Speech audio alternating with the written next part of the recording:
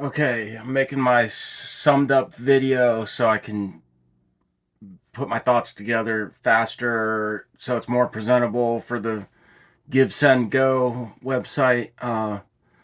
So I made longer videos that I was trying to go through my life and then say what I was asking for, what my plan is, where I'm trying to go, and I kind of like freestyled it, and it ended up taking like one video is an hour, one video is 45 minutes, one video was 2 hours. I was like, oh my god, this is insane.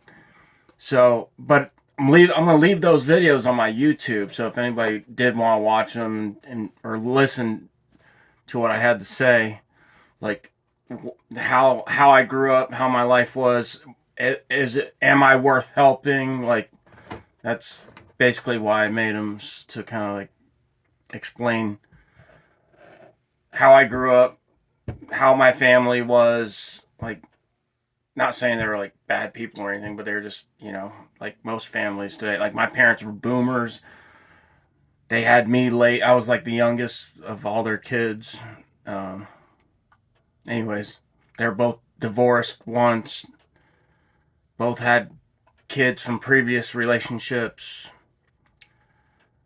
Mom was 35. My dad was like 43 when I was born. But anyways, so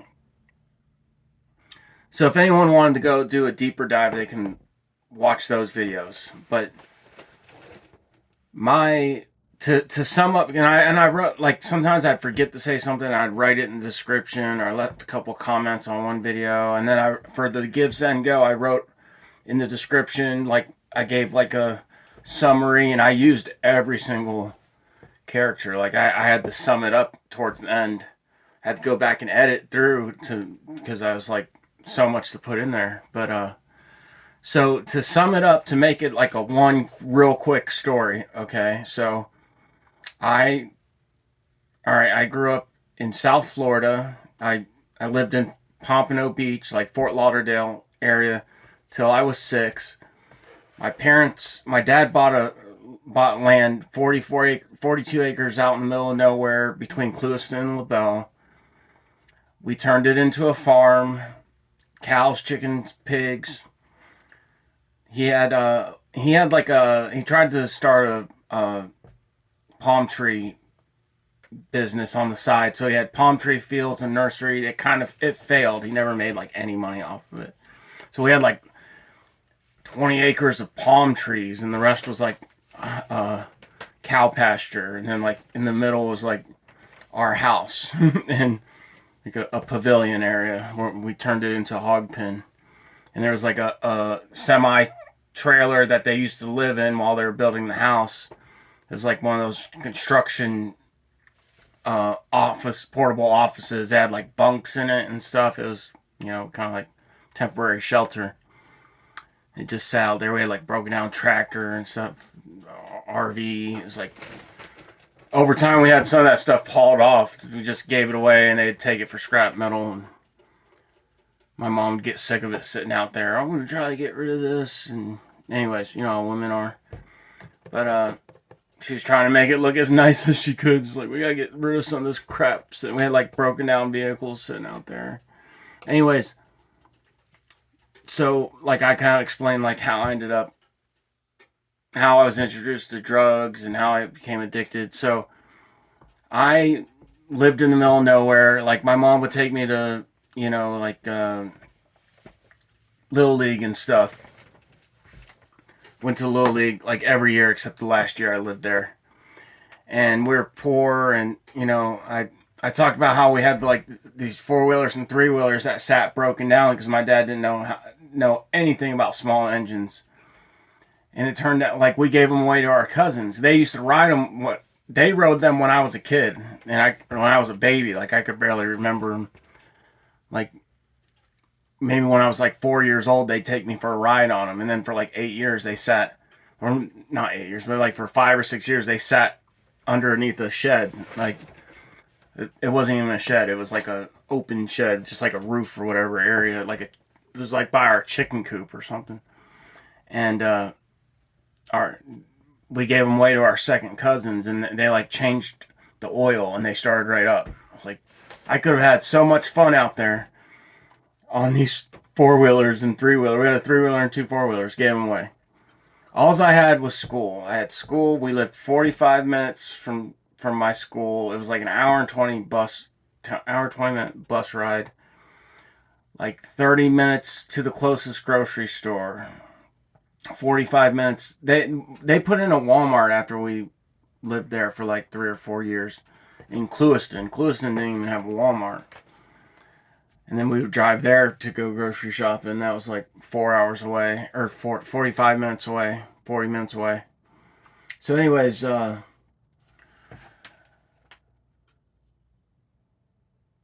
we had a golf cart. We rode a golf cart till the battery started going bad, and that's all I had to have fun with. And you know, my dad had a pond dug.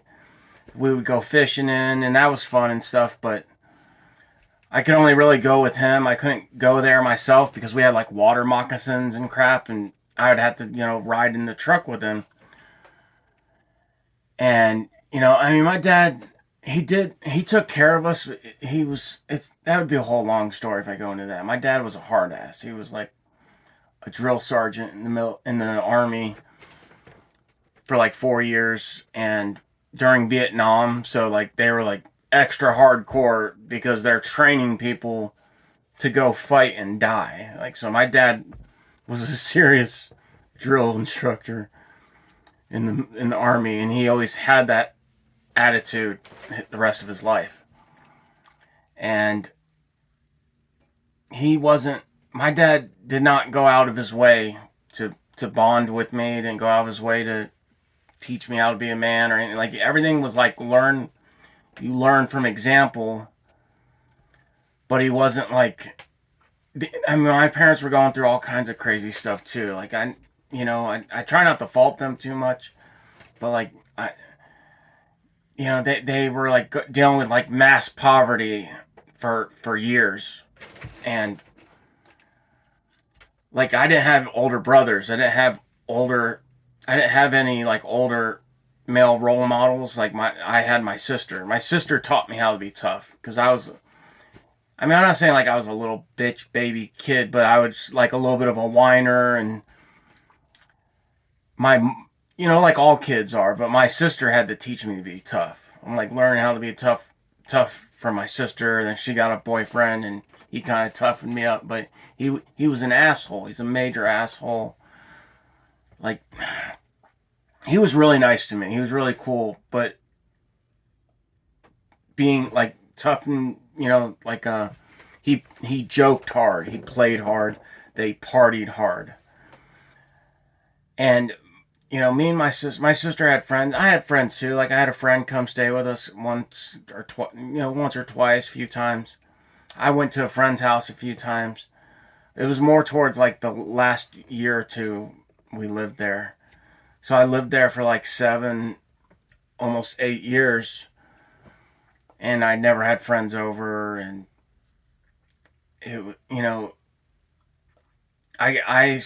we would raise hogs for 4-H and FFA, and I raised a hog and sold it, and then they would always, during these auctions, they would pay more than you would pay for a hog. Like, it was kind of like to help the people raising the animals. They would pay more for them. I just started cooking something. I thought I could make this video fast enough. Yeah, I had to turn the stove, or the whatever, the single burner on, whatever. Anyways, electric burner. It's like getting hot, starting to smoke a little bit. But I just want to finish this video. So they would pay more to kind of like incentivize us to do this stuff each year. So I got a lot of money from it. I got like $3.75 a pound. I had like a 290-pound hog, and I had one of the, I think I got like 3rd place, or maybe 1st place in showmanship. You go around and you like the cane, and you walk them around, and you dress up, and so I made enough money. I made like $900 off my hog, and we did it for a few years. And usually my parents would keep the money, but like they'd give us the last year, like the first, because they, they paid for the hog, they paid for the feed, but we took care of it. But like they kept the money for a couple years, and that kind of paid for everything. But the last one, I got all the money for it, and I bought a dirt bike. I bought my friend's dirt bike, and they like had put smaller tires on it, cause I guess to save money. They got these, like, it was an XR100 dirt bike and had XR90 tires, so I had smaller tires.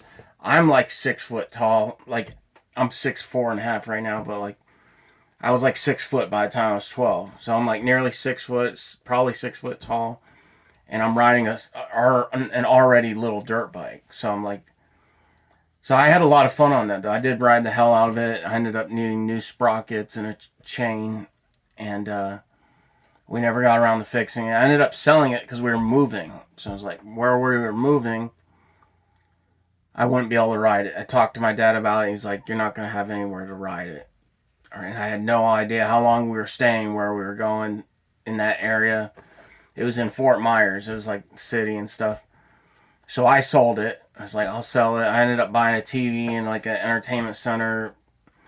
And I was, living by a city, like where everything, there would be things to do. There was stuff to do. But, for like 8 years, I lived in the middle of nowhere.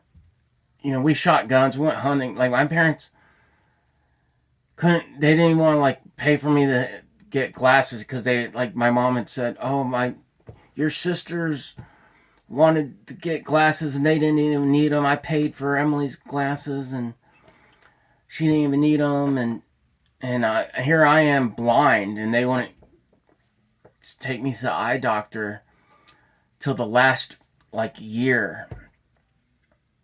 It was like the last 1 or 2 years. I think it was the last year I lived there.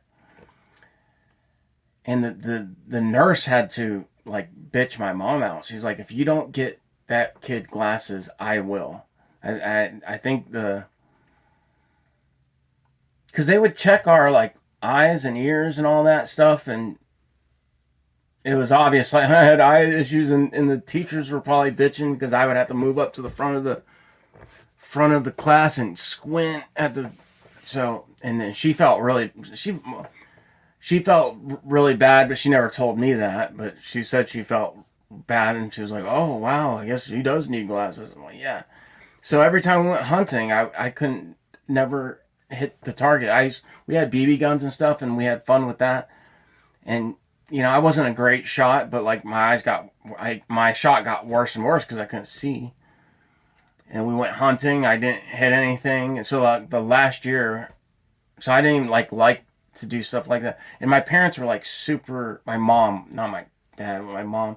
My dad was too. He was like super weird about guns, and even when like teaching us about how to drive, he was like so strict teaching us how to drive. We'd just be like, when we didn't want to practice driving with him. Like that's why I took driver's ed, but my mom or my sister was like, she practiced with my mom, but my dad, she's like, she wouldn't even practice with him because he was so insane. Like, he'd get mad, he'd yeah, like hit the brake, you gotta shift, you gotta hit the clutch, like just freaking nutcase. He mellowed out in his older years, but anyways, so forgot where I was going with that. I don't even remember what the hell where I was going with that. Well, anyways, we oh yeah, with guns and stuff. Like my dad had like a gun case full of guns, and I'd want to shoot and stuff, but like he would be so weird, like teach you gun safety and all that, but then he'd be like right on your ass. Like I guess he's probably seen people do dumb shit in the military. He told me he was teaching a guy to throw grenades, and the guy was all nervous and pulled the pin and threw the grenade, and it's supposed to throw it over the wall, and it bounced off the wall, and he grabbed the guy. He like bear hugged him and dove to the ground because the guy wasn't reacting fast enough. He was like, oh, we're both about to die. He grabbed him, took him to the ground, and they lived. Nothing. They didn't get hurt because he did that. Because because they dove to the ground. He tackled him to the ground, and ended up being okay, but he was pissed. He said, I probably ran that guy till he died. And he's like, I can't remember exactly what I did, but he wasn't liking life after that.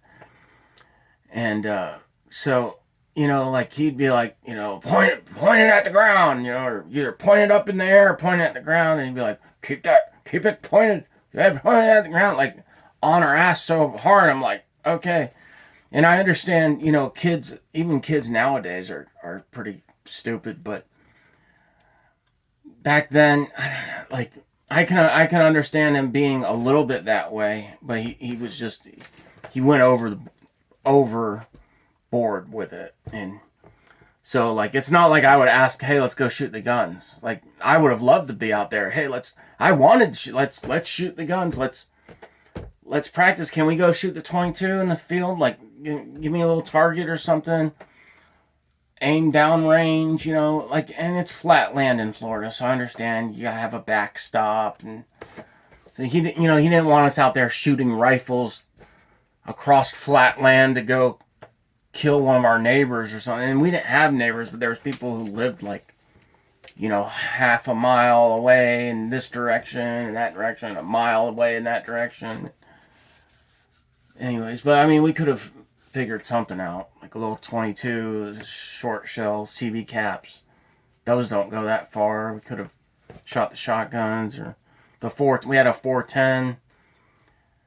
So, like, I always say I would have loved to move out there today. If I could live out there today, I would.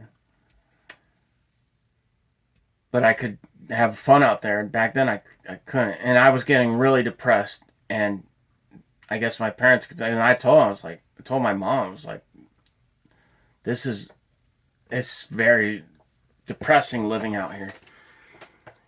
And they would go out, and then they go out and do stuff together occasionally. Like her and my mom, my mom and dad would go out to eat and stuff without me and do things. And I'm like, my mom and dad are going out and doing stuff. My sister is like, we were like, as a kid, we were Baptists, and they were like pretty religious, and they ended up like letting my sister practically like move in with her boyfriend at 16 because they felt bad for her being stuck out there. But they like, and his mom kind of like was like, oh, I keep an eye on them. They're not gonna do them.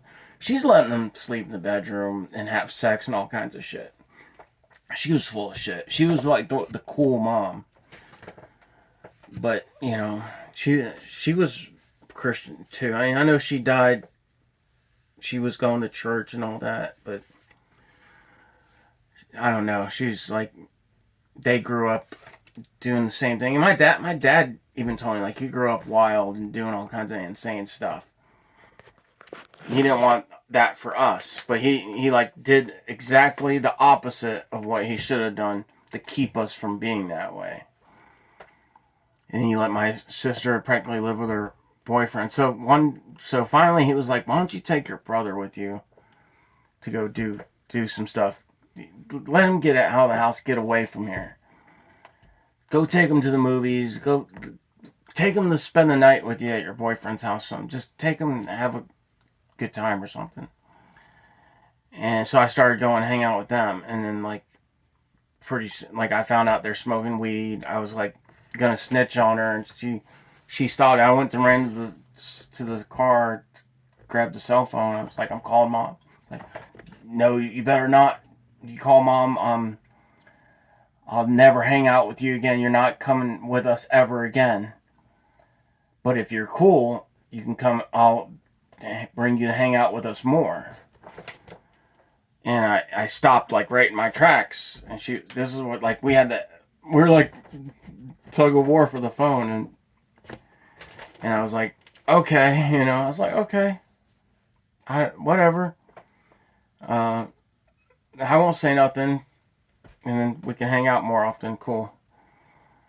And then within like a year, I'm asking if I can try smoking weed for the first time. They thought it was funny. And a lot of people I know it's not like super rare, but it's not super common either. A lot of people start or tried smoking weed for the first time when they were like 12 or 13. But I started doing it like more than just trying it once and then not doing it again for years. Like I was started doing it like on the weekends, and every time I hung out with them, smoking weed, tried drinking for the first time. Now I'm drinking, I'm getting drunk and smoking weed, getting high with them, trying pain pills. And then, I was made to think, oh, everything they teach about drugs is, that's all like dumb and it's a lie. You don't try weed for the first time and like commit suicide, or you don't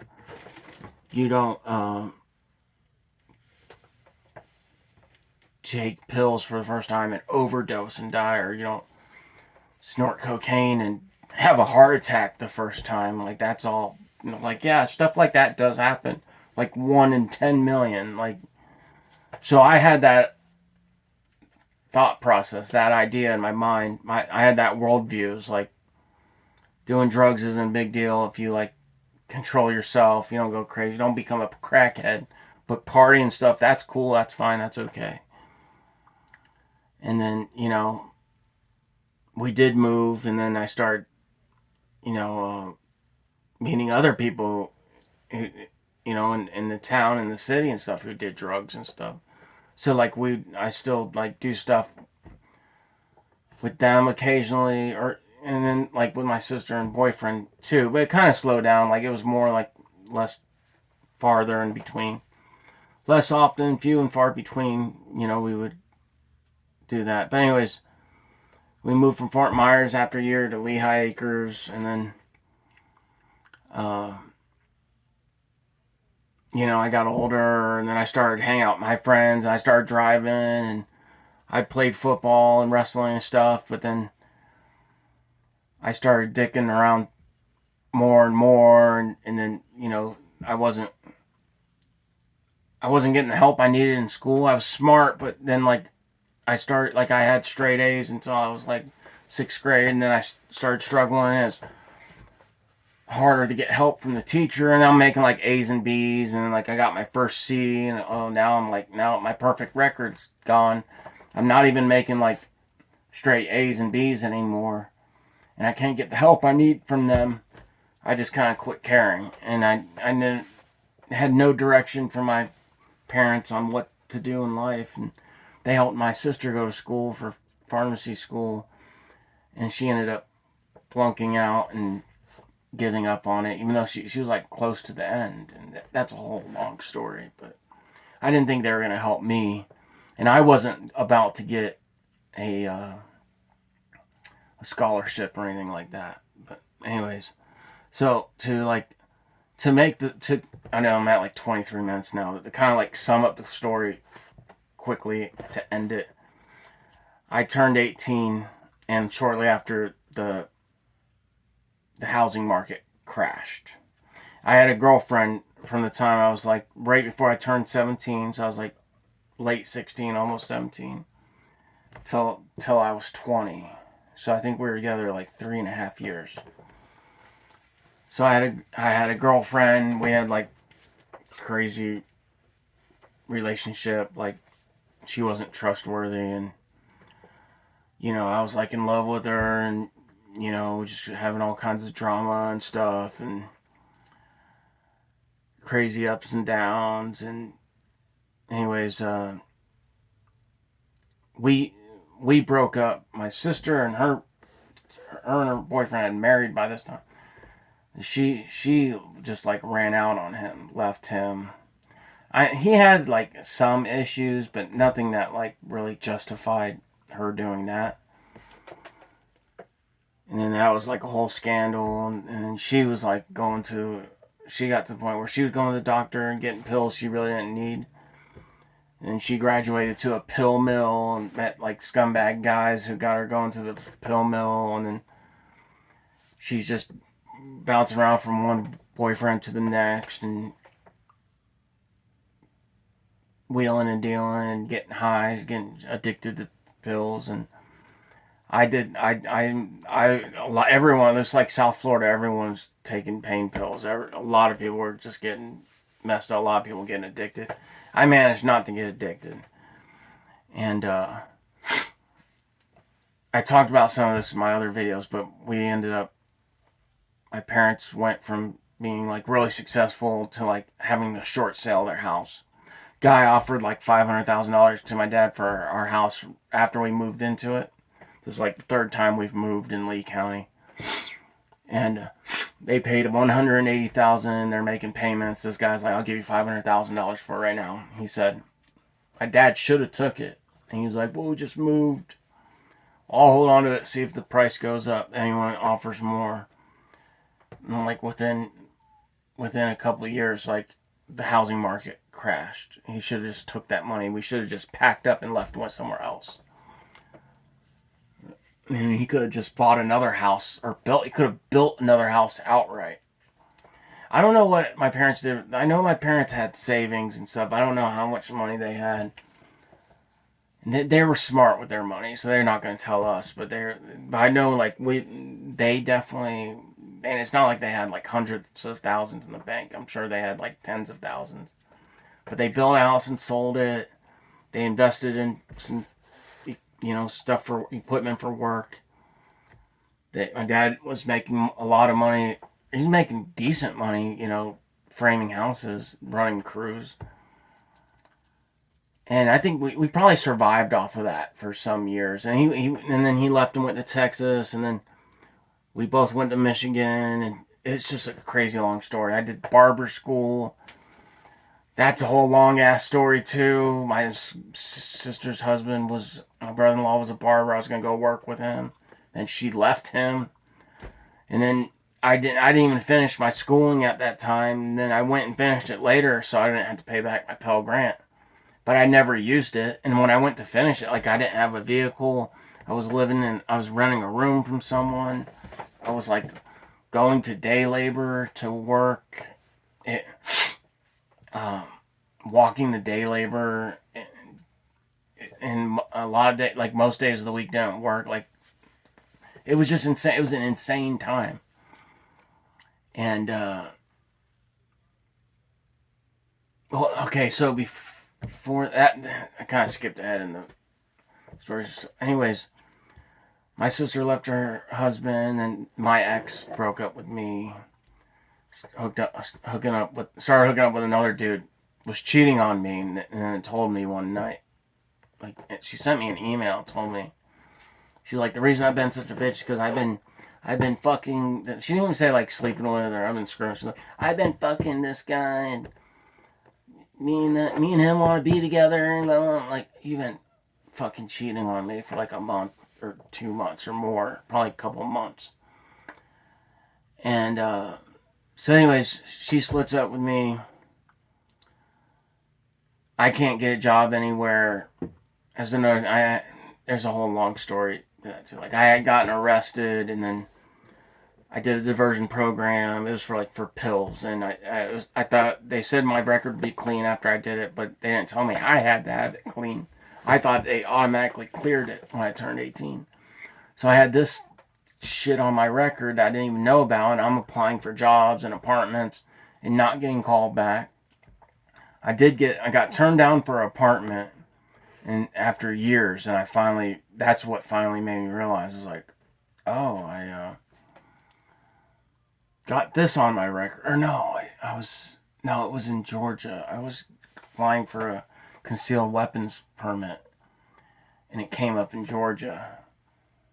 And then I had moved back to Florida. My parents were working regular jobs. Like they were working like for minimum wage, doing anything they could to get by, and I was like helping us find like gig work and stuff. It was just insane. This is like from around 2010. And then me and my ex split up in like early 2009, and she was like pregnant and about to have a kid at this point. So my ex splits up with me. She's having this guy's kids, like my fucking life was just fucking miserable. I had no prospects in life. I did I did get help at one point when I moved back to Florida. Couldn't stand living with my parents anymore. And like that's a whole nother long story. Like I went through so much insane shit. Like my life was all over the place. The recession hit South Florida so bad. It was the worst place in the country. I even wrote in the thing that Obama visited us, and I had jobs that I would get hired and then I'd get laid off. Temporary jobs that only lasted a few months. I'd get, you know, I got one time I was put in for a job for 16 hours a week at the TLE Tire Loop Express in Walmart. They interviewed me and two other guys because they have to interview 3 people. I didn't get that job. But, so I'm going in for job interviews just so they can say they interviewed someone else and not getting the job because they're picking someone else. There's people who were like, had their own construction companies filling out applications at Burger King. Like, that's how bad it was. Everyone I knew, if they had worked enough, was getting unemployment if they qualified for it. I was just turned 18. Like, I was like almost 19 by the time the housing market crashed. Like, I wasn't able to get unemployment. I think I did, but I like barely got anything. I barely paid anything into it. I wasn't even working long enough for that company. I was working for my dad's company at the time, but I had taken off in the summers and stuff. I worked for another I was working for a moving company under the table. Like, anyways, I didn't want to work for my dad. He was a dick and he wasn't paying me enough. Like, my dad did not treat me special at all. And anyways, it's a whole long story. Like, I didn't want to work for him. He was a dick. I would rather go work for someone else and not be miserable all the fucking time. Like, I'm going to go work with my friend for a moving company, get tips, learn something different. My dad's not going to take the time to teach me things on the job. Right towards the end, I started asking my uncle, because my uncle was like the supervisor.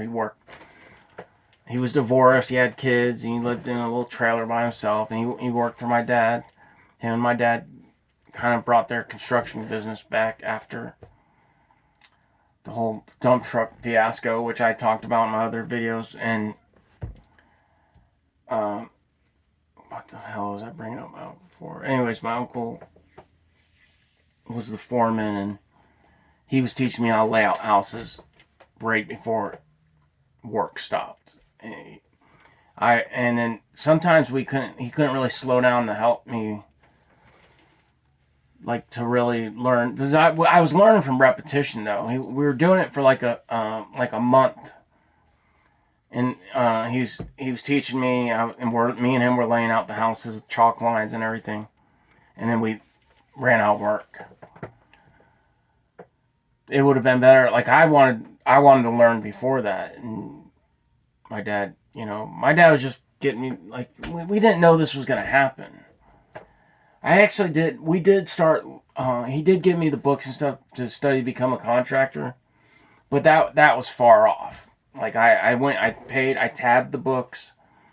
There was a few classes. I went to one class, and they had one near us, and, I went to like one or two of them, and I asked like one question, and this guy was like going through quick, and people are asking questions, and they're figuring stuff out fast.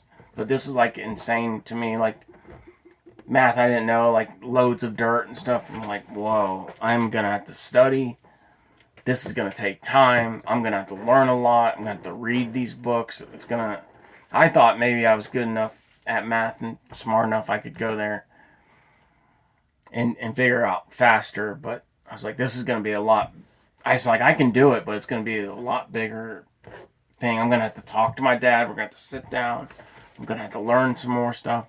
All that went out the window with the construction, the housing market crash and the recession. The housing market crash, and then the major recession happened, because that's what happens. housing market crash, major recession, the bank failures, all that. So anyways, I ended up living somewhere in Fort Myers and was roommating with people and met a guy. He helped me get a job. I told him I was willing to work and do anything, and he was my friend's neighbors that he was my friend's neighbor that I was renting a room from. He got me in with this company, and that was a whole long story. I told the story about it in other videos. He taught me, or he taught me. What am I talking about? He trash talked me every day. Like, he helped me get the job, and then after like being there a few months, he tried to get me fired like every day.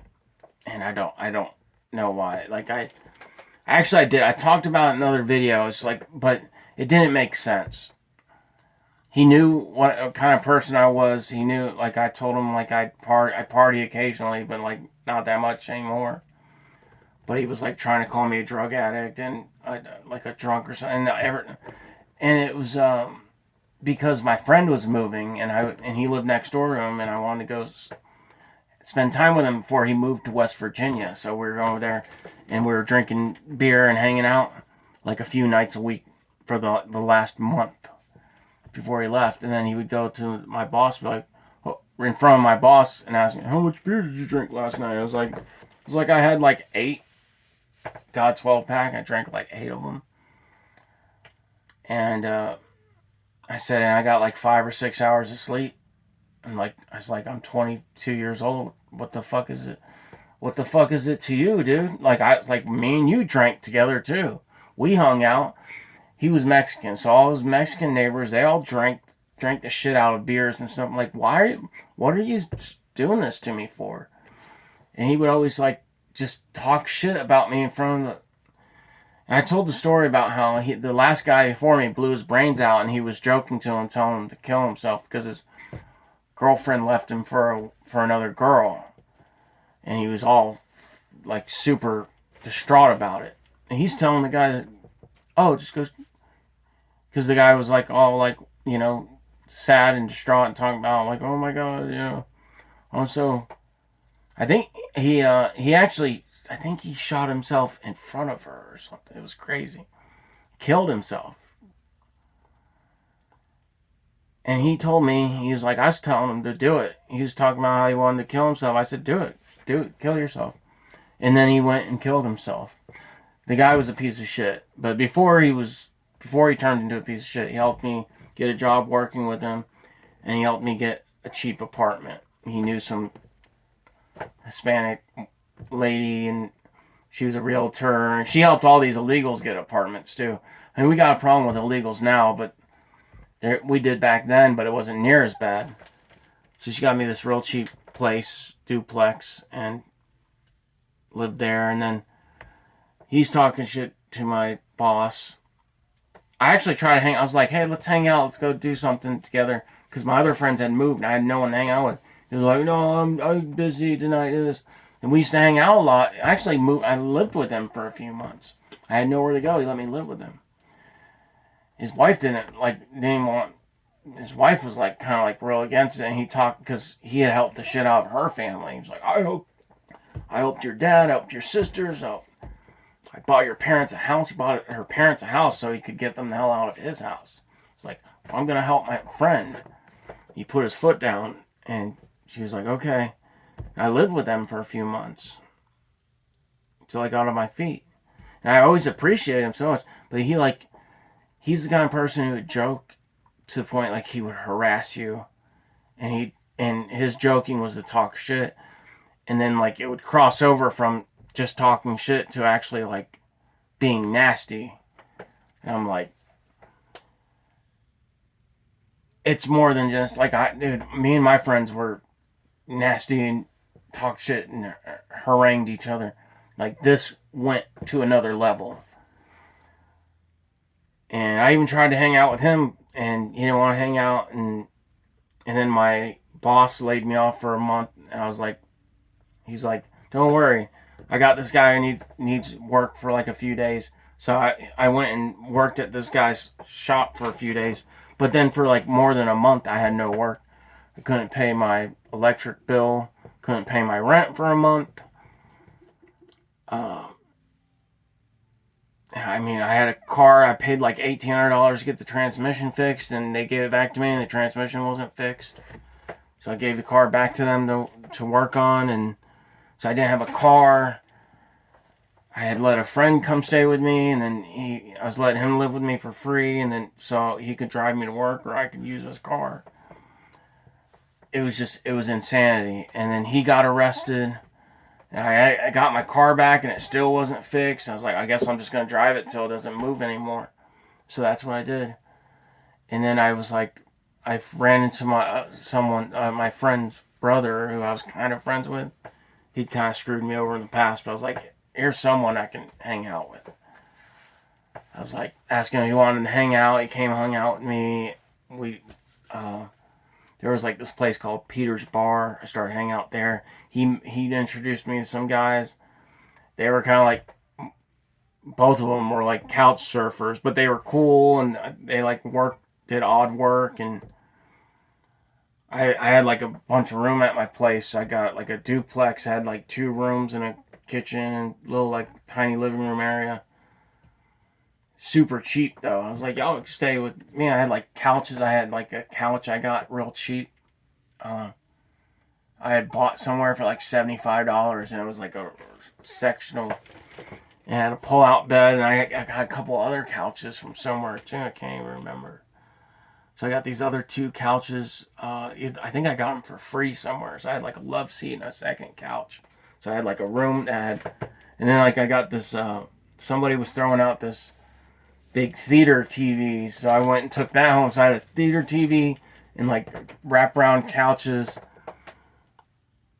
and a TV, and then I had a TV. I got another TV from somewhere. Like when I was working somewhere, they had a bunch of just renovating a bar, and they were taking out all the old TVs and putting in flat screens. So I had like I'd like brought home a couple TVs. They told them we could have them, throw them away or keep them, whatever you want to do. So I had a TV in the little living room, a TV in my bedroom.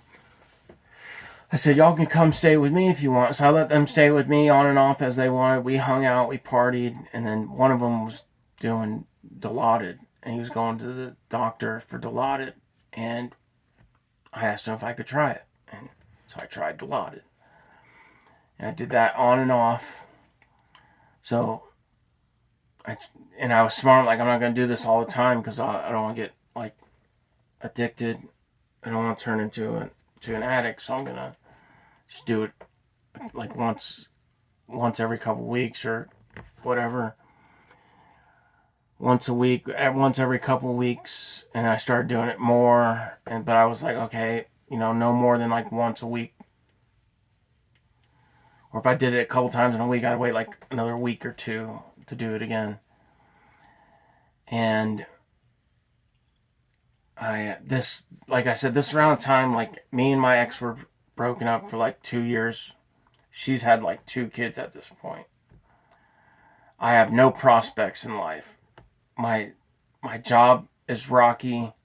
He ended up bringing me back from being laid off, but it was still weird.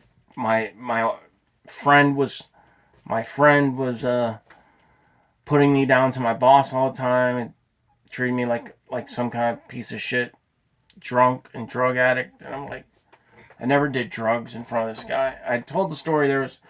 I think he walked in and saw me doing something with a friend one time. That was very rare, very very rare. And I think he saw through the door hole. He seen us hitting a line, and I hadn't done that in like a year or 2 years. I'm like 22 at this point. Like I hadn't done that in like over a year. So he started calling me a crackhead all the time. I'm like, why the fuck is he calling me a crackhead? And I even told him, like, he'd met my sister. I told him when my sister, that's a whole long story. She went to Tennessee, met this guy while we were moving my parents, walked out on this guy who was in Florida, started dating this guy, but was flying or driving back to go to her pill mill doctor once a month. I told him, I said, hey, my sister comes here once a month. I help her. I'll let her stay with me wherever I'm at. And then she goes to her doctor. She gets her prescriptions and all that. And she goes and she sells like a certain amount of them. And then she takes what she wants. She gives me some. And we party and we get high and whatnot. She gives me some to keep. And then she leaves. See her again another month. He knew. It's not like he didn't know that I didn't party occasionally or a little bit here and there. He knew. And then he like acted like he was shocked. He walked in on me doing drugs one time. He seen me doing one time. I did them like one time in a year. It got to my point. It got to the point like 6 months or more before that. My sister couldn't keep going to the doctor because they cracked down on everyone so hard.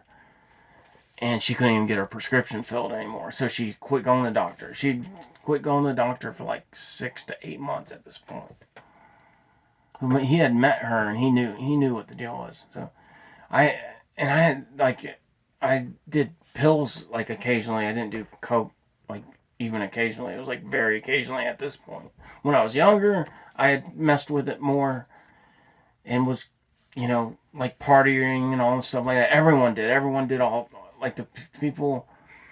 It wasn't even just like we were like the druggy kids. Like half the school was doing something like smoking weed, doing pills, doing like coke and stuff, like hard drugs occasionally.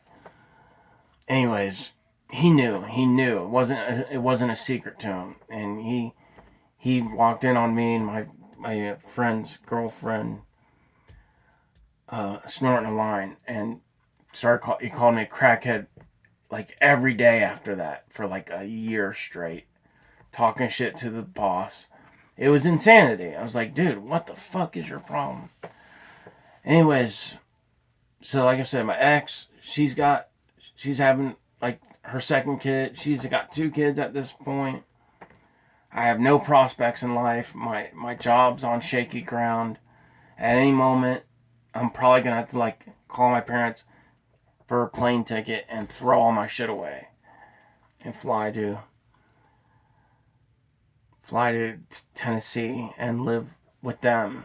And I started doing Dilaudid more and more. And then I met my new girlfriend, my second ex. And that's a long story with that. We ended up moving in together, and I was doing drugs more and more. And then me and her were having like fights and a little bit of a rocky start. So I found some morphine. So I was doing morphine like every day. I found it real cheap. So I did it every day for like a week and a half or 2 weeks. And I was a fucking idiot. I was thinking, well, I was like, I've done pills a lot and then quit. And I was fine. Like, getting high for like a week straight, or maybe more. And then you just stop, and then, you have to be doing them a lot longer to get hooked. That I was doing them every day for like 2 weeks, and then before that I was doing it like every few days or every couple days, getting high. And it got away from me, and I got addicted. And I didn't know how to get help. I knew you can go to like a Suboxone clinic. The nearest one I had was like 30 minutes away or more. I didn't have the money to go. I didn't have the vehicle to go. I knew it's like some of them you have to go once a day. Some of them, you can go weekly. I didn't know how it worked because I found out later you go weekly and then you work up levels and you go bi-weekly and then you can go once a month. And I had no idea how all that worked. I thought about even trying methadone too, but then like methadone you have to go once a day. And it's the same process with that, but well, except with Suboxone you get it once a week. Methadone you have to start out once a day. Suboxone you can start out at once a week. And I just didn't know how to get help. So anyways, the rest of my videos talk about, I've already gone way too long. There's like probably no way I'm gonna be able to. I'm just gonna finish it real quick. Maybe I'll use it, whatever. Maybe I won't. So long story short, I went from doing that, and then I got to a position where I had no choice. So me and my ex and her 3 kids were living together.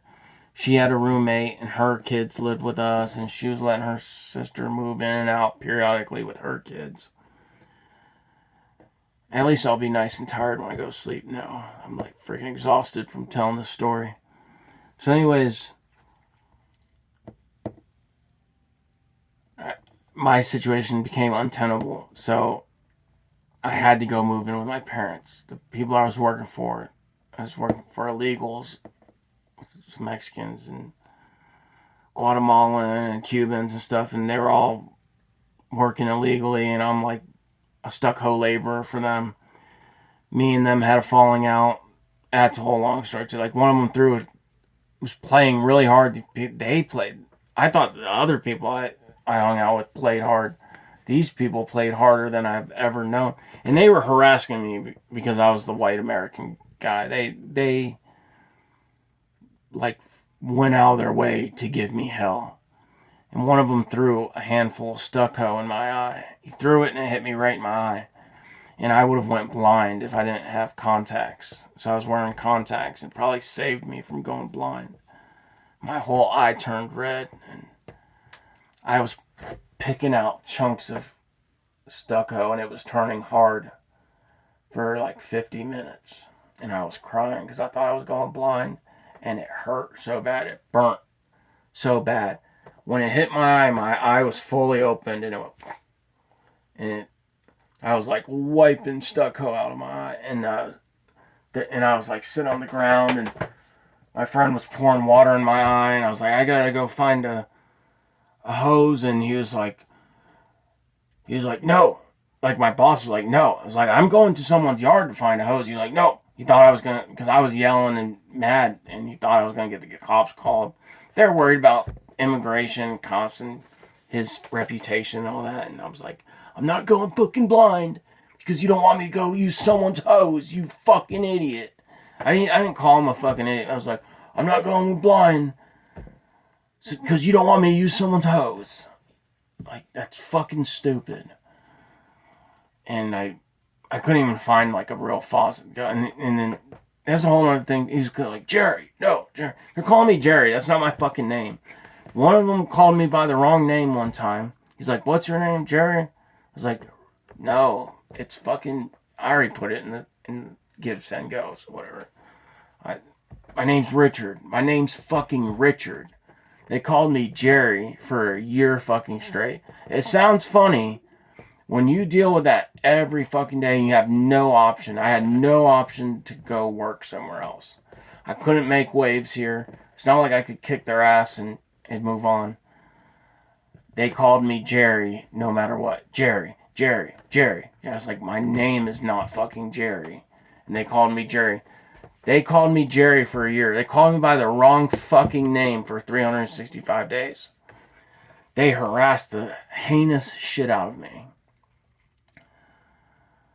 Like, my ex, me and her, we were having issues, like fucking weird issues too. It was like she did not make life easy at all. Like, I had no reason to want to, like, not be a drug addict. Like, I was like full blown drug addict. And they quit picking me up because I went and took a picture of the construction board, and that really made them mad because they're like, oh, he's gonna turn us in. I was like, no. I was like, I'm taking a picture because if I go fucking blind, I'm suing someone. It's your fucking fault because you fucking idiots play so fucking hard. If you blind me, I'm suing someone. So, anyways,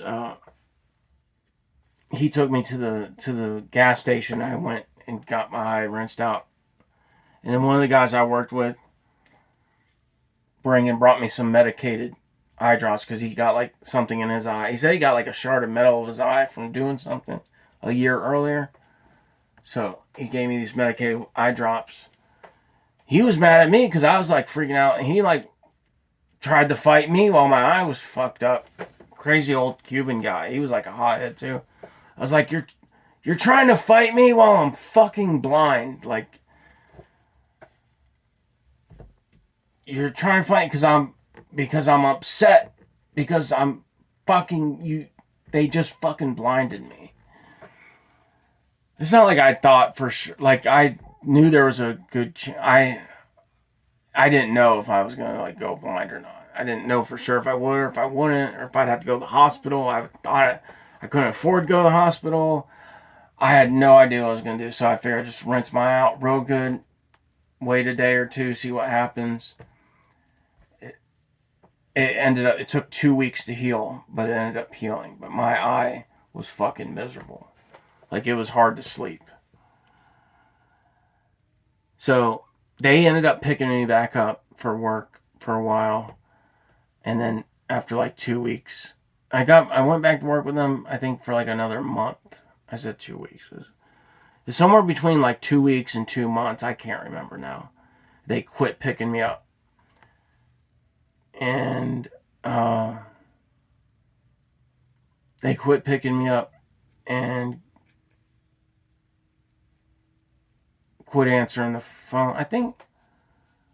Can't remember what happened with Juan. I think the one who helped me get the job in the first place, was like, oh, we didn't need you today or whatever.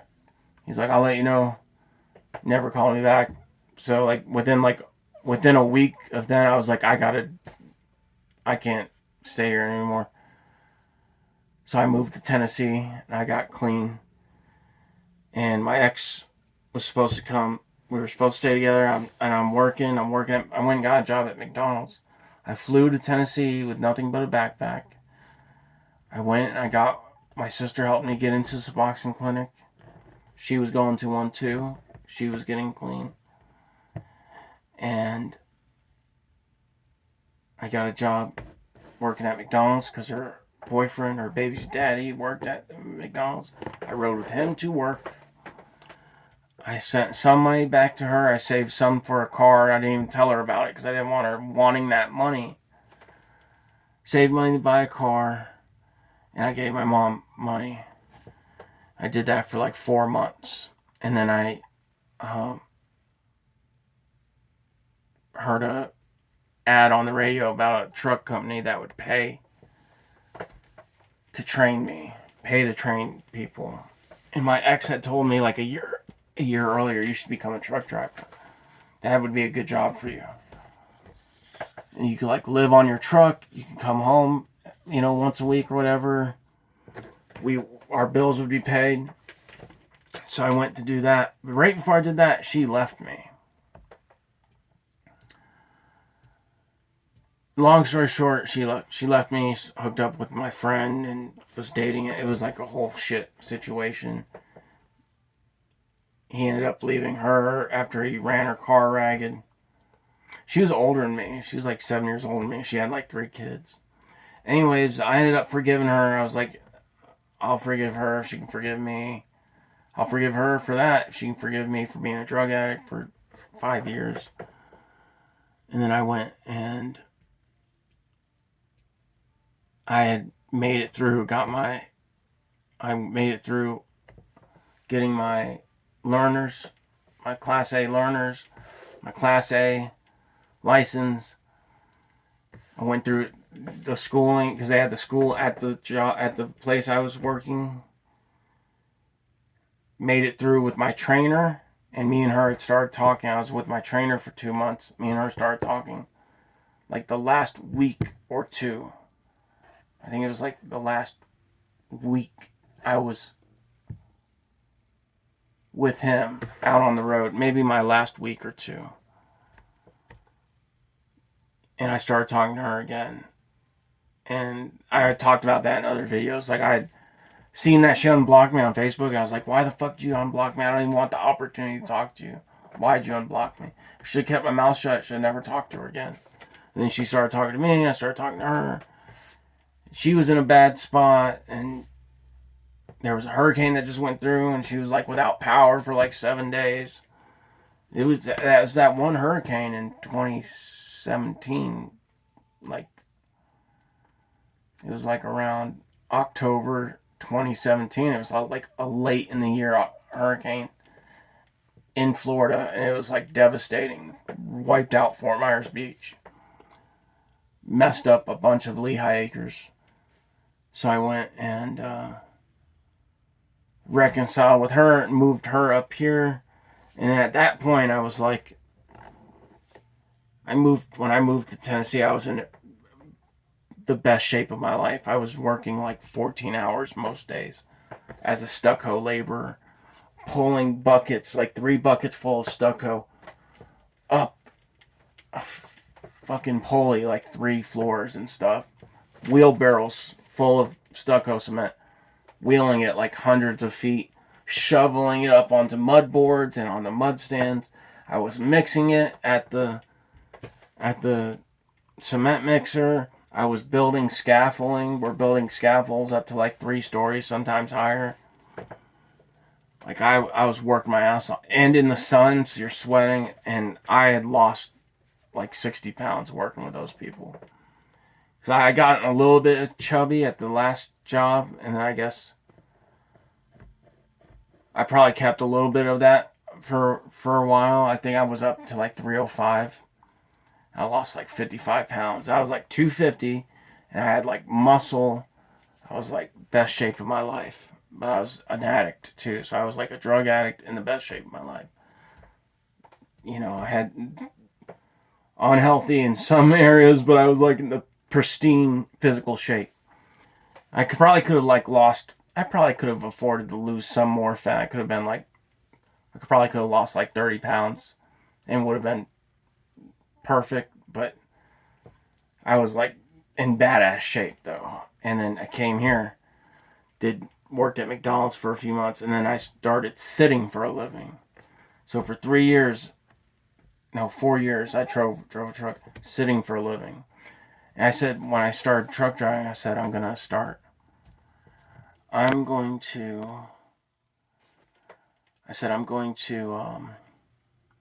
not worry about gaining a little weight. Work my ass off, make as much money as I can. And I'm going to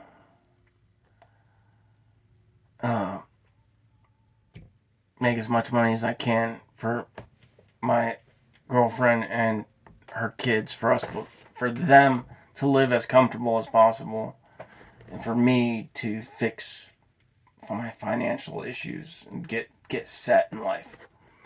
And that did not work out good because I ended up gaining a lot of weight, more than I thought I would. I thought, I might gain like 30 or 40 pounds. And then I knew I'd gain more. I was like, well, maybe I gained like 60 or 80 or something. I can lose that. That's not a big deal. I can lose, like, even if I did gain like 60 or more pounds, I can lose it. I've done it before in life. I've done sports and stuff. I know how to condition. I know how to lose weight. And I ended up getting on a scale. And I was already having problems with my legs swelling from sitting all the time. And gaining a bunch of weight. I knew I gained weight. I just didn't realize how much. But I was like, all this has to do with it. Probably not drinking enough water. Very inactive. Sitting.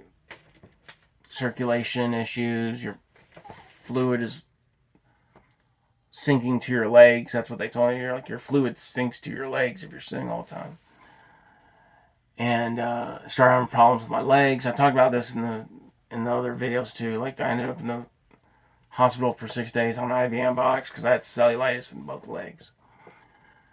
Because they would swell, and then if the swelling didn't go down, they'd turn red. So I had like cellulitis in both legs.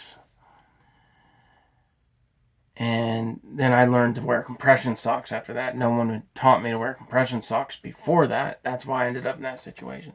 So I wore compression socks religiously ever since then. And then I got really bad sleep apnea after 9 months. And then after like 2.5 years of truck driving, I went and I was in my parents' bathroom. And I got on their scale. And I got on their scale. I was 377. I was like, holy shit. I was like, oh my God. When I moved here, I was 250. I was like, I've gained 127 pounds since I've moved here. That's insane. I'm like so much fatter than I thought I was. Like, this is insane. So I went on an Atkins diet immediately. And I lost like 60 pounds. And I've been hovering around that. I've lost like 20 pounds more than that. I gained it back, but I've been kind of like hovering around 310 to 320. Mostly hovering around like 310. But recently I gained a little weight because I couldn't afford my diet anymore. So I had to go off my diet and I gained some weight back. And I've been struggling really bad. That's why I'm making a give, send, go. Like my life, I ended up getting a hernia. I ended up having all my teeth crowned because I was having problems with my teeth. My ex started talking to another guy and split up. We split up again. This time for good. I said, don't ever fucking talk to me. Don't ever fucking talk to me again. The rest of my life. Leave me the fuck alone. She was like, okay. I was like, yeah. I haven't talked to her since. She shut off my fucking phone while I was on the road. Like, while I was on the road, she shut my phone off. After I had like worked so hard to get her into a place because we lost our lease. The lease was over. We were paying by the month. We were gonna renew it. We should have renewed it, but we didn't renew it. We were thinking about maybe buying a house. We were thinking about doing serious shit. Really, really glad we didn't. My landlord sold his house and said, hey, y'all gotta go. I gotta move into your house. Gave us 30 days. I was like, dude, we should have had more notice. He's like, I didn't have more notice to give you. I rushed to get them a place. Got them a place. There's a lot of shit that happened before then. I talked in the other videos. Me and her had split up and then started talking again and then split up for good after that. But like, she wanted me to go move in a place that was $4,000 a month in Gatlinburg. That these people she was working for were renting out that cabin for they were renting out rental cabins. They let her stay in that. And her and her kids stayed in that. And I moved all her stuff into self-storage. And then she was like, we can have this place for $3,700 a month. They usually charge $4,500 a month, but they'll give it to us for $37 for the year. I was like, I just want you to know that you're insane if you ever think I'm paying $4,000 a month for rent with the money that we make, like the money I make right now. Like, that is insane. That's all my money plus like her child support and the job she was working. That we could barely maybe pay the rent and our bills. I don't even think it was possible. She thought it was. And she broke up over me. She was like, fine, I'll figure it out. I'm like, go ahead. And I was like getting sick of the shit at this point. And then she caught COVID. And she got sick. She almost ended up on a ventilator. She got really sick. She was on oxygen for like a couple months after they sent her home. So I went, and she had to be out of there. That's why she started talking to me again. She had to be out of there. I helped her get an apartment. I moved all of her shit from the self-storage to the apartment. I did most of the work. My sister helped me a little bit. Her kids barely did anything. Like, she had 3 teenage sons, 18, 15, 16. Or 17, 14, and 15. Or, I can't remember. It was like, yeah. And then the other one was about to turn 16. The other one was about to turn 15. They were all like just a year apart. They were like a little over a year apart. So they were like video game freaks. They did like next to nothing to help. And a lot of times when I asked for their help, I regretted it. I cared about them a lot. I loved her kids. Like, they were at the point of like about to start like just calling me dad because their dad was like out of their lives so much. when all this happened. But I was around them for 8 years. They're like, they actually, that's what was really sad about this is like a few months before we broke up, they were like, you're like our dad. You're like our dad more than our dad is. Like, you're our dad. Like, and it like kind of shocked me that they said that because I wasn't expecting them to say that. But they haven't kept in touch with me, and I've tried reaching out to them. So like when they said that though, one of them said that to me. So I'm not gonna say all three of them, but I was like, he was like joking. He was like, I'm gonna call you Pa. But he was being goofy, and they're very immature. A lot of kids nowadays are very immature for their age. So I didn't like take it super serious. But anyways, I cared about our kids, and I reached out and messaged, and I was like, y'all can talk to me anytime you want. They've never tried talking to me. I ran into one of them randomly and gave him a hug, and that was it. Because they had moved to Iowa, but he moved back here to be with his girlfriend from when he lived here. I was shocked about that. So he's been living close by. I don't know how long, if he's moved or not. He doesn't have anything to do with me, so whatever. He doesn't try to, anyways. Moved them into the apartment pretty much by myself, and then I had separated my shit out of the self-storage from their stuff, and I was just going to hand her the key and be done with her. And then we ended up reconciling again. And then I helped them get a place. I paid for a month's rent. Or no, she paid for a month's rent, and I paid for a month's rent. She paid for the safety deposit. And then I gave her quite a bit towards another month's rent. And then she broke up with me. I talked about this in another video too.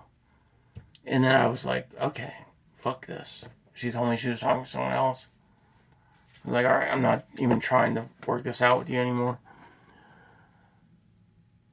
And then I worked at the truck company for like another couple months, and I was having like really bad times because of my sleep apnea and my weight, and my teeth were really bugging me. So I ended up quitting there. So I was going to regroup. I'm living at my parents' house now. I'm going to get my health in order, fix my issues, go back on the road, and straighten out my life. I thought I would take off like 6 months at the most. I ended up taking off. Like, I've been out of work from truck driving for like 4 years almost now. It was like halfway through 2021, so like 4 years. 4.5 years at this point. It's like going to be 5 years in a while, like another 6 months. I ended up getting my teeth crowned. I had to have hernia surgery, and ended up having hernia surgery. Oh, I got a sore on my foot, so I started having problems with venous insufficiency in my legs. So I was working around the house. I had my socks off for a few days. My legs swelled up real bad, and I was working around the house, and I don't know if I got bit or if I hurt my foot on something. I got like a blister that went from small to big, ended up being a huge blister on my foot, and that popped, and then the fluid was leaking out, and the skin peeled off, fell off, and then like it went from, I just thought like, okay, it just looked like a big blister, to a gaping hole. Like it was like a big hole in my foot that ended up getting like pretty deep. So I had a venous ulcer on my foot, and it ended up I tried to heal it on my own for like 8 months, couldn't heal it. Finally, my parents like forced me to get help. Went to a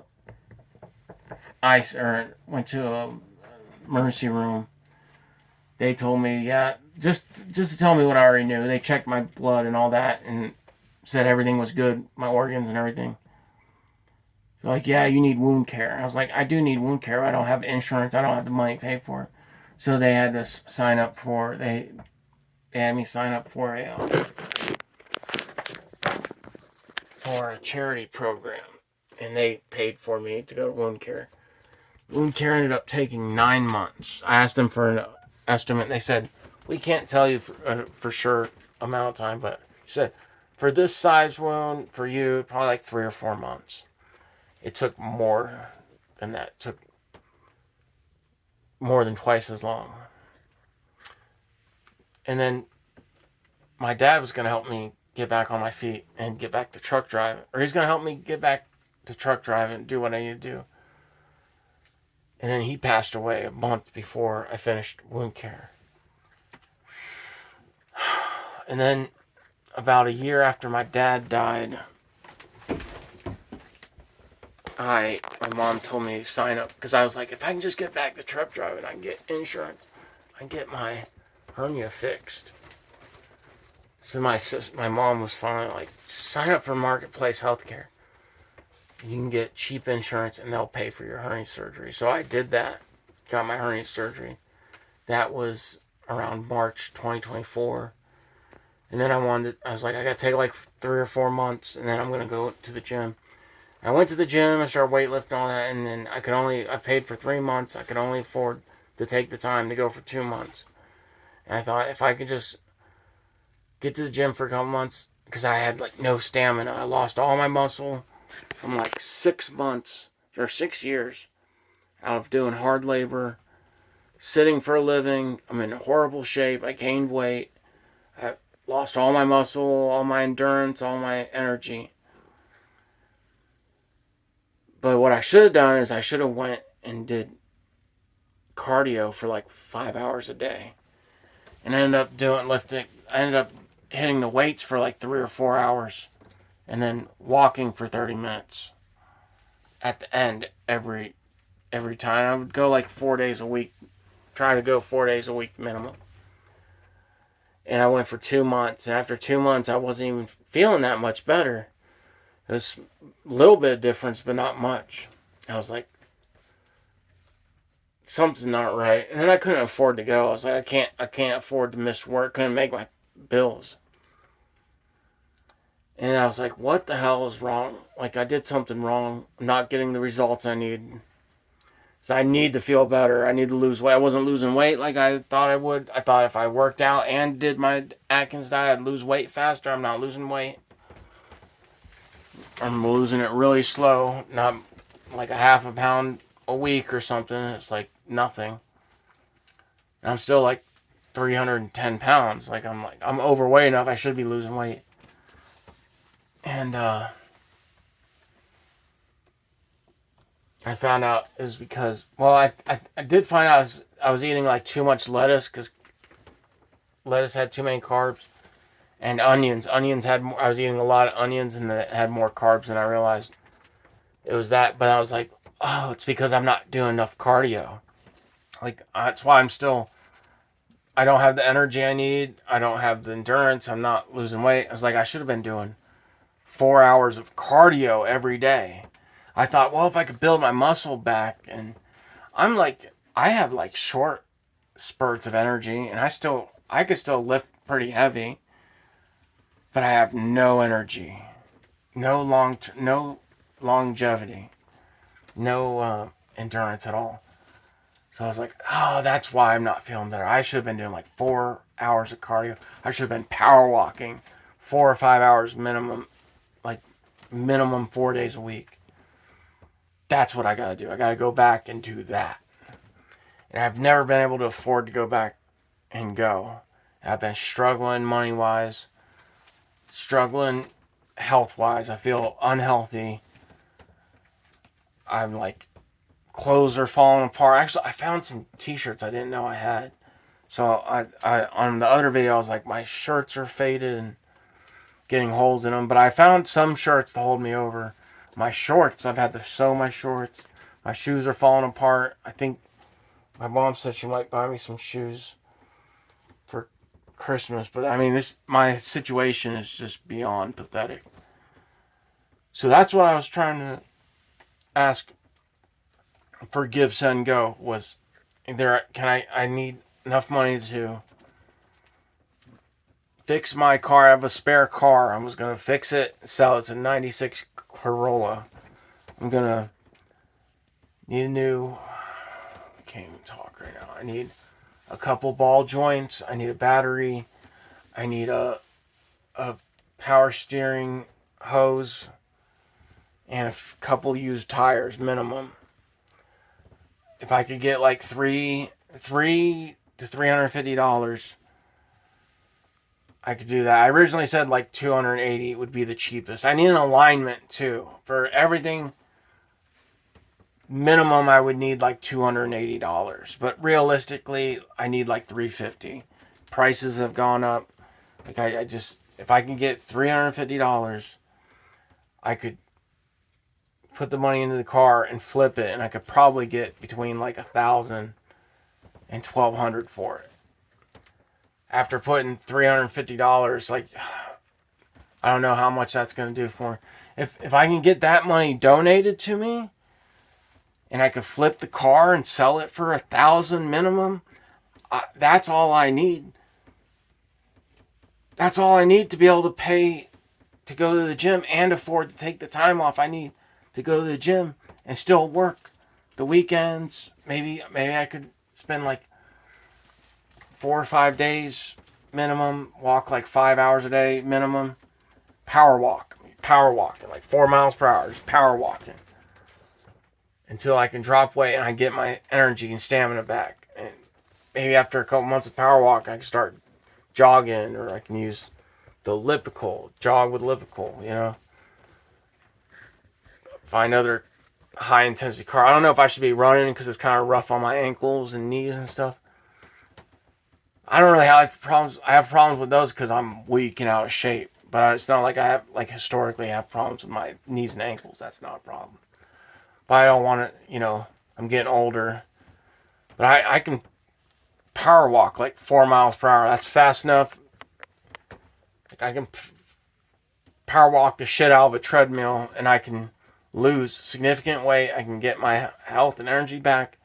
I could drop like 60, I was going to say 50 or 60. I could drop like 60 or 80 pounds. I could feel better. I can get healthier. I can help with my circulation, my blood pressure, all that. Then I can get healthy and fit again. And then I can work on getting a better job, or maybe just going straight back to truck driving. The work I'm doing right now, I've been delivering food and stuff. It's not paying enough. So I'm probably going to have to go back. I'm probably going to have to get like a regular job at a grocery store or something like that. Use that to get back on track financially, and then go back to truck driving. I can make like $1,200 a week. And this time I'm going to do it right. I'm going to diet. I'm going to find ways to stay healthy, stay fit on the road, stick to a diet, move around more, and get out and power walk around the truck stop at night, or back and forth, park in a safe place. I can just do like circles around my truck. I can do push-ups and sit-ups. I'm going to do short, high-intensity workouts. I'm committed to doing it right this time. And I should have done that from the beginning, but I was stupid. I didn't know better. No one taught me better. They taught us, like, you need to, stay fit and mobile and stuff. I didn't think I'd gotten as unhealthy as I did. I was just, and like another thing I'd mentioned, like talking about with my ex and stuff, because I'm sure some people are like, oh yeah, I gained all that weight. Like, I'm not shocked she left you. Like, she gained a bunch of weight too. She's like 5'4" or something. She gained like 50 pounds. Like, she gained, for her size, it was like she got just as fat as I did. So that's not the reason she left. I lost a bunch of weight while I was still with her. Like, the last year we were together, I lost like 60 pounds. So I was really like only like 60 pounds heavier than I originally was. I'm like 6.5 feet tall. So I wear it better than most people would. She's like 5'4". She gained like 50 or 60 pounds, probably more. She got fat too. But anyways, so either I need help fixing, I need like $350 to flip my car, sell it, get the money I need, and then when I get back to work truck driving, I'm going to pay back everyone who donates. Or I need like however much I get, 1,000, 1,500. 1,500 would be ideal. I set the limit at 2,000, so I could get up to 2,000. I think people can donate past the limit, but I wasn't sure, so I was like, let me just set it at 2,000, just be careful. And if people want to donate up that much, I'm not touching the money until I can get at least enough money to flip the car, or to reach my goal of at least 1,000 or 1,500 to do what I need to do to get healthy again and get back to work. So then I'm going to pay back the donations and then match the donations to a Christian charity, like a children's hospital or Christian charity. That way I incentivize people to help me, and I'll pay them back, and I'll donate money to Christian charity. So that's my incentive, or that's my incentive for people to help me. This video went an hour and 26 minutes. Like, it's longer than my original one. Maybe I'll post it, maybe I won't. Maybe I just wasted an hour and a half of my life again. We'll see. Maybe this is a better video. I don't know. I was just trying to explain how someone ends up in the position I'm in. And another thing, like the other video I mentioned, I started learning about ethics, started learning about, I've always been a Christian, but I've been learning, ever since I moved here. I didn't follow through it as well as I should have, but I started going to the church, started saying I want to start living like Christians do. Like, my parents had got back to church and had a good life. They always lived by Christian morals. Maybe not perfectly. Letting my sister practically move in with her boyfriend at 16 wasn't the best Christian morals, but it was like they were still strict besides that, and they probably got played a little bit. But anyways, so I mean, we're Christians. We believe in God, and so I said I see from everyone around me, if you live the way Christ intended us to live, your life is so much better. It doesn't mean nothing bad will ever happen to you again, but your life is generally so much better, happier, fulfilled, less freaking insane, So I was like, I started going to the church with them. I got baptized. I didn't have time to keep doing that when I started truck driving, and then I got back together with my ex. But I figured I'd read the Bible eventually and then start going myself.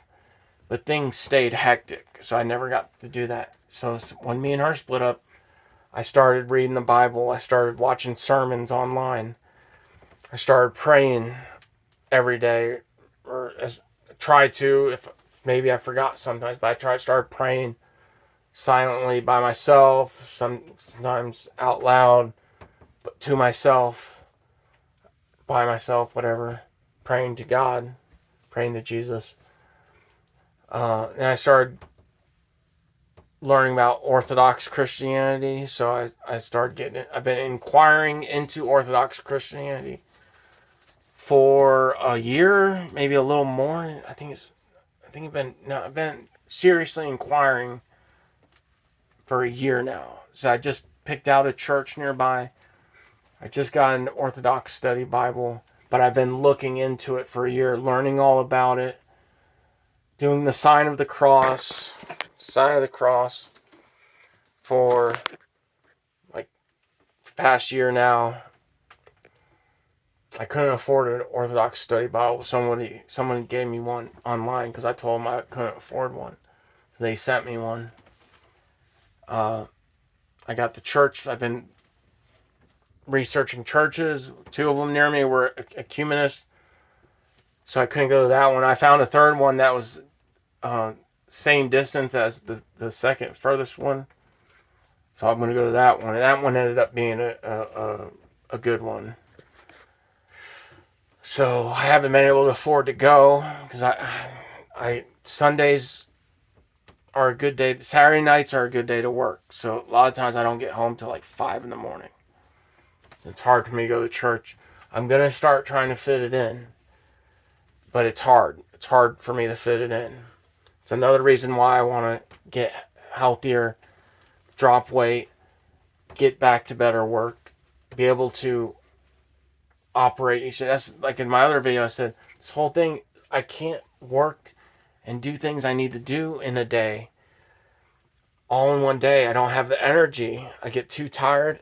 I'm too tired to work and mow the lawn and weed in the same day. I'm too tired to get up and shower quickly and then brush my teeth. And because I got a lot of crowns. I got a water floss and brush. I ended up taking a long time doing my teeth. I take a long time showering. I get tired in the shower. I end up taking over an hour to shower. It's hard for me to shower. I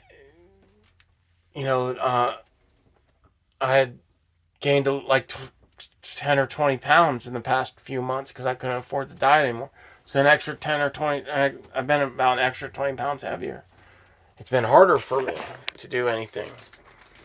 It's hard for me to do all that in one day, and I take Suboxone every day, so you don't have the energy you need till after you take your medicine every day because you're dependent.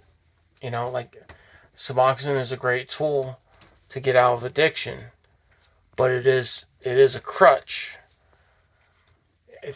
It's easier to get off Suboxone and taper off if you're in good health and you're in good physical shape. I am the furthest from that. It's better if your life isn't in turmoil. I'm like the furthest from that. It's expensive. It costs a lot. It's better than being a drug addict. It's better than being a full-blown junkie. I've been on Suboxone for years. I've been on it way longer than I ever anticipated or intended to be. But it is what it is. That's a whole nother reason for me asking for these donations to get healthy. So I can get off of Suboxone faster. Get back to normal life. Live without needing anything to be normal. To function like a normal person. And I have to take Suboxone every day. I have to eat, take my medicine, and then be normal. And if I take my medicine and then eat, like it takes away from the effect of the Suboxone. So I have to eat and take my Suboxone like 10 minutes later because you can't take it right after you eat. It takes you got 45 minutes to dissolve if you want like the full effect. And it takes like another 30 minutes to kick in. Like hours out of my life every day. I have sleep apnea. My sleep apnea got bad again. I'm supposed to get an auto-PAP because I have issues with the setting is so high it forces air down my throat. And it used to blow up it used to make me swallow air and it would blow up into my hernia. My hernia would be sticking out like a balloon every day when I woke up. I got my hernia repaired, so that's not so much of a problem, but I still get a lot of gas buildup from my CPAP. So I was supposed to get an auto-PAP, but it cost like $160 to get the machine the first time, then like $80 or $90 a month to rent it. And then after a year, you own the machine. I can't afford that. I have barely been able to pay regular bills right now. So I have to get healthy. I have to get in shape to progress in life right now. I cannot progress in life without getting healthy. and getting fit. Dropping some weight. Like, I don't have to be like freaking, I don't have to be like NBA fit or something like that. I don't have to be like a track star. I just need to lose some weight and get my health and my endurance back. I need to be able to have endurance, have whatever the freaking word is. I need to be able to function in a day normally like I used to, like 6 years ago or 8 years ago. I haven't been able to do that for a long time. Like, I could sense it getting bad like about 4 or 5 years ago, but or 4 or 5 years from being out of hard labor. But it was like 2 years ago, like I really started to feel like, whoa, like I can't perform daily tasks without being wiped out of breath, no energy afterwards, having to take breaks. I was like, there's no way I can go back to truck driving like this. There's no way I could work a normal job like this. Maybe I probably could go do a grocery store stocking shelves. Like, I see there's people like in horrible shape who do that. But I have to have new shoes first. I'd like I'd like to get in shape first, but I probably will just go back to working at I'm not bad. It's been a long time. I worked at a grocery store a long, long time ago. I could probably go do the grocery store stuff. I would be really worried about doing it right now and keeping that job. I at least had to have new shoes first. I would like to be going to the gym and for like a good few weeks or a month before I start doing that, but we'll see. Like, I'm probably going to be forced to do it. It would be great if I could just get these donations and then keep delivering food and then go to work at the grocery store after I reach my fitness goal for at least like a few months. I was going to say a few months, maybe like 2 or 3 months working out, losing weight, feeling better, energized, doing better. Anyways, that's my goal. That's the story. I did not save any time making this freaking video. Okay, thank you. Bye.